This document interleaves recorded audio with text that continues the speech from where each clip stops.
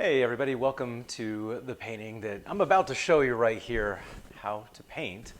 It's a short amount of time, it's not a difficult painting, but I'm going to teach you just step by step. So some of the things that you're going to need some, obviously, some canvas. This one right here is a 16 by 20 canvas. You can use 11 by 14, whatever you like, but it's up to you. The paint that we're going to be using is acrylic paint. All right, so I get mine at basic Michael's stores out here in the US, but you're more than welcome to use whatever kind of easy basic acrylic paint that you like. And then also too, you want to have a few different size brushes, some large, medium, small, some of the brushes that you can draw with, things like that are going to work just fine for this one here. So I hope you enjoy it step by step. The colors that you're going to be using are red, yellow, black, and white, so just make sure you have those available. But enjoy the process. I'm going to guide you right through it. Take your time on it, mess up, make mistakes. These are designed to do that. They're designed to learn from, but enjoy the process, as they always say. But thanks for tuning in, and I hope you enjoy your painting. All right, let's get this painting started. I'm going to be using some basic acrylic paint, and this is a 16 by 20 canvas right here. Now I'm just using a flat brush. It's a pretty good size brush, 1 inch to 1.5 inch brush for this size here. You're more than welcome to use whatever you'd like. But as you can see, I've got 4 different colors: red, yellow, black, and white. Now what I'm doing right now is actually just starting on the base layers. I'm making a pink, so I mixed up a pink. I added some white into my red, mixed that up, which made a nice bit of a fuchsia color. So it's a darker pink. And I'm doing this back and forth, side to side motion, just to kind of get that paint off that brush, back and forth, side to side. And as you can see, it's coming off my brush streaky, it's messing up, it's making mistakes, and I love that. That's what I want. Now you're more than welcome to paint the side edges of your canvas tonight, or today, whenever you're watching this. But you can see, that's up to you. I leave it up to you as the artist right there. Now, as I start to go back and forth, side to side motion, you can see I'm heading up into my canvas. And as I'm coming up, I'm adding more white on that brush, dipping more white on there, going back and forth, side to side motion, which creates a lighter bubblegum pink. So I'm creating kind of this gradient style, and just going back and forth, side to side motion. That actually helps the blending of the paint. So it actually works to our advantage if you just kind of go back and forth, side to side. It's a good way to practice and get that paint starting to blend, creating that gradient kind of feel. Now, as I'm coming up about midpoint onto this canvas here, in my mind, I'm kind of knowing that it's, going to be switching gears here, making a new color coming up here. So I'm just taking the leftover bits of paint that's on my brush, trying to get it dry to the touch, almost dry as possible. You can hear it coming off of your brush, nice and dry. Now you can see, there we go. Mixing it up a little bit, a different color. I want to kind of go to an orange here. All right, so I'm just mixing up this paint. Sorry if my hand's in the way, I'm right-handed. So it's a light orange, so a little bit, I'm using the same exact brush I was using, but most of that pink is off there. And I took a little bit of that orange, so red into yellow makes your orange. And then I dunked my brush in some plain white. Now, there's different ways you can do this. You don't have to start with a lighter color. You can actually start with a dark orange from the top and go down with lighter, just like we did from the bottom up with our pink. But it's up to you, whatever you'd like. Now you can see I'm doing the same process, back and forth, side to side. I'm actually blending a little bit of that orange into my light pink. And again, it's a very light orange. If you want yours lighter, just add a little bit more white. But it is, again, now I'm adding a little bit more red into my light orange, and it's creating more of a regular orange. I still be using the same exact brush, but back and forth, side to side motion, now creating a gradient feel, but on the top of the canvas. And I'm just heading up little by little. And as I head up, I'm getting all that paint off my brush. That's helping it blend and creating that soft feel. Now, what I did was I just dunked my brush, same brush, in some plain red and just created a very burnt orange. I'm scooping up some regular orange too as I head down and just doing that process, side to side motion, just bringing it down. There you go. Little by little, connecting all the pieces. Now, this painting is designed to mess up. It's designed to make mistakes. So again, just go with the flow. Everybody's sky is going to be different. Everybody's background is going to be all different. So it does not matter. This is just testing these paints right now and getting a good feel for your style and how you feel about the paint. Well, there you go. Look at that backdrop. Already done. Boom, bam. Now, on to the next step. I'm grabbing a small flat brush and putting some plain orange on there. It's still on that plate. And I'm gonna grab a paper plate and decide where I wanna put my light source, my sun, my hazy sun. So with orange, I decided to go right here, and I'm just, get my stupid elbow out of the way. All I'm doing is tracing around the circle. I laid the plate upside down on my canvas, and now I'm just taking that brush and just using the plate as a guide. It's like a cheat code for us artists of making a circle. Boom, look at that. All right, now we gotta fill that bad boy in. Yeah, heck yeah. So I'm gonna do that by starting in the middle and expanding out. I'm taking a medium-sized brush. It can be flat, it can be round, but I'm just putting plain yellow on my brush and just working in a circle, starting from the middle and working my way out. Now, as I work my way out, I'm gonna be adding a little bit of orange, light orange on my brush. Same brush that has yellow on there, just a little bit of light orange. We've already made that. You know how to make it. And in a circular motion, I'm starting to blend it and gradiently blend it, bringing it to the outer edges. And as I come to the outer edges, I tend to put a little bit more regular orange, dark orange, and everything. See, as you can see, look at that, a new gradient feel. We have already practiced this with the background, but now we're adding it to our circle. So we're just going in a circular motion now. Yep, there you go.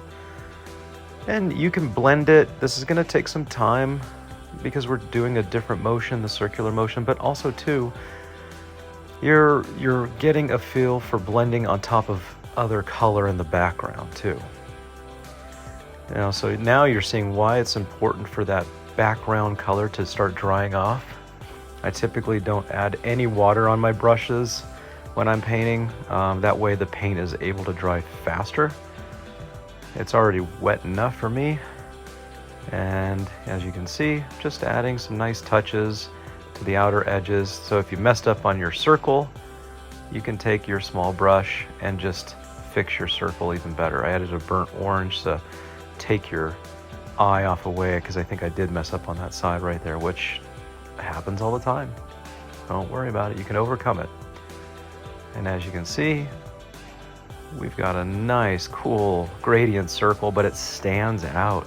I used some of that dark orange that I used on the top of my canvas. I used that to kind of make the outer edge pop out a little bit better. There we go. Lovely. You got this, you got this. Again, mess up, make mistakes. Everybody's gonna have their own take on it. It's not a big deal, but just get used to that acrylic paint. Now, the acrylic paint I get typically is from Michael's stores out here in America. They have a ton of nice, easy, cheap paint to work with. Now, this painting is a paint and sip painting, so I'll be using this through the summertime here at a lot of my events, just because it's nice and easy. You don't have to overthink it, over-explain it, but it's impactful, and people tend to love it. I've used it at actually only one event so far because it's just brand new, but they loved it. It was so easy that I literally was like trying to fill in time with other things because we were just getting through the process so fast. So it's kind of funny how it works. But that gives us time to add our perfections to what we like. And as you can see, I am spending more time on this circle. Probably more time than I did with the entire background. So that's what you kind of see right there. But moving on, we got to start doing a little bit something different with a dangerous color, plain black. Now I grabbed a medium flat brush just to add some spikes on the bottom part of this. What I did with my event is actually I took that flat brush, and rather than doing what I'm doing right here right now is just adding those little dashes and little spikes to save time, I just made a nice thin black line going across the entire bottom. That helped tremendously cut time, and it gave me very similar or maybe even better results because we can always go back and add spikes and with a smaller brush. This flat brush that I was using was kind of giving me a hard time on this, but nevertheless, I just kept going with it and just decided, hey, whatever, we're just going to keep doing it. So I'm just adding these nice little spikes and little brush strokes just coming up the bottom part. I'm making a silhouette of land right now. And whatever you paint right now with this color, it's going to cover all that background stuff. So be careful with it. Just be careful. You got that though. So we start small on the bottom and just kind of work our way up a little bit with some spikes, some dashes, some dabs. But all in all, I can really cut this painting time probably in half. That's how fast I can paint. But I recommend, I teach this class in 2 hours at a normal paint and sip. So it's designed again to just teach you the basics, and it's a great painting to really start with, and it's a great painting to do at home with others. And as you can see, I'm just still working on those little spikes. You can move your brush, you can turn your brush to where the line is on your brush, your flat edge. And see, now I wised up and I said, you know what, enough of this medium-sized brush. I'm going to grab a small flat brush and add detailed, better spikes in my grass. And by just switching your brushes and trying new things, trying different brushes, you're going to get a feel for what works best for you.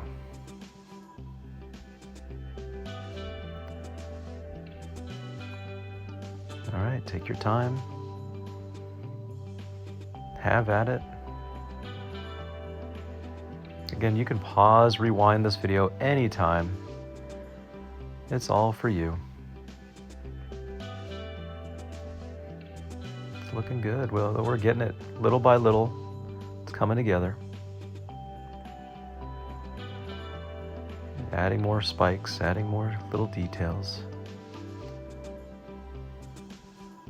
All right. I'm preparing myself here soon because we're going to have to make a very difficult line on our canvas. Plain black line, skinny small brush, a line for our palm tree right here. Look at that line. It's scary for sure. So take a deep breath, a big drink, whatever you need, and just make a line. Now this line's not going straight up. It's kind of tilted. And at the very bottom of it, we're gonna make the base a little bit thicker because those tree trunks, those palm tree trunks are being held up. They're very tall, skinny, but they have a nice base to them that really helps hold those things up. There you go. See, I just kind of expanded the black out on the bottom. And now I'm gonna start with my palm leaves. I do this by taking the same small brush, plain black, and I'm just adding what looks to be kind of like an umbrella. You see, it just is like an umbrella. 2 lines coming out right there. Those are my guidelines, my guiding lines for my palm leaves. Now I'm gonna add some more spikes sprouting out. And it kind of looks like almost like a firework going off. These lines just exploding out of that top middle. And there you can see you got your base lines right there. And as I do the leaves here and add little spikes as soon as my hand moves, sorry, you'll see it, hold on. I'm adding little spikes, little dashes following the lines. Obviously, I'm going to work my camera angle a little bit different so you can see a little bit better. But I'm going to do that on each of my guiding lines. Make these spikes sprout out. Now you're going to see it a little bit better on this one. See? There you go. Much better. That first one was a little tough, but that one you can see a little bit better. Your spikes are going to just kind of go with the flow of your lines. Okay, here I go. Here's my big hand and arm in the way again, sorry. But it's just the nature, I'm right-handed, so I got to figure out the angles better, obviously. That's okay though. You're getting the good feel of it. Now I'm gonna go ahead and add some lines too within these lines, just to change up and make this tree look a little bit fuller, so you can add some spikes, but I'm still following my lines on each of my leaves.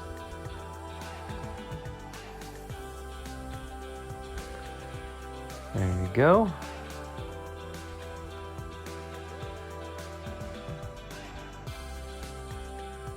And as you can see, just taking my time, adding more leaves. Now, a step that you can do to make your brush do better lines, I like to call it crunching your bristles. I take my brush, it's got all that paint on there, there's a lot of paint, bring a napkin over or a paper towel and just crunch those bristles down, yeah, on the flat surface. And look at that, that paint helps mold those bristles back together. You get a lot of that paint off of there too.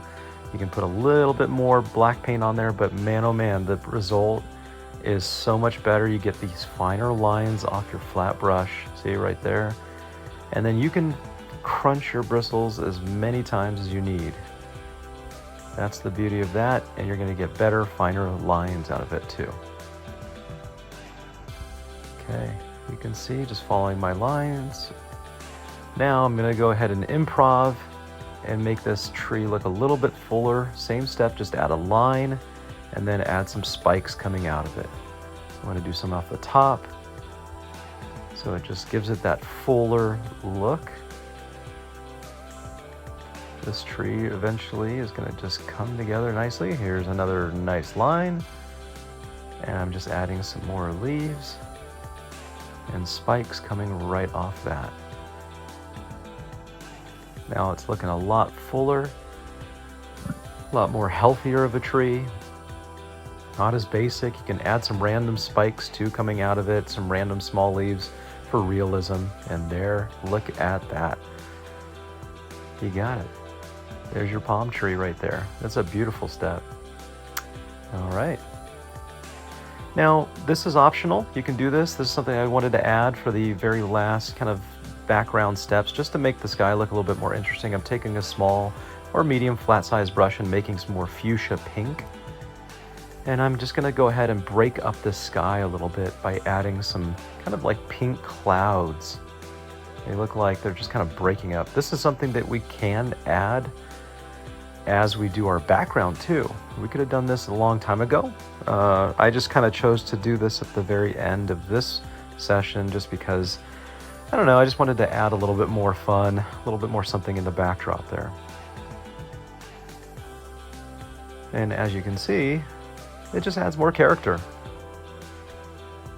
Something fun to do, something great for you to have, and it's just something more to practice for sure on this beautiful painting that you guys got going on here. A beautiful summer, warm, vibrant painting this has become. And it doesn't take very long to do. And it's just something you can do at home, do with friends, do with family, put on some tunes, and just have a great time with this. There you go. And at the end, you get to see whose is better, right? Hopefully you did some practice before the event. But there you go. It's a perfect paint and sip evening for you, and I'm glad I could guide you through this. Take your time. You can always go back, fix things. You can always change things up. If for some reason you don't like your painting, save it for birthdays and holidays and gift it.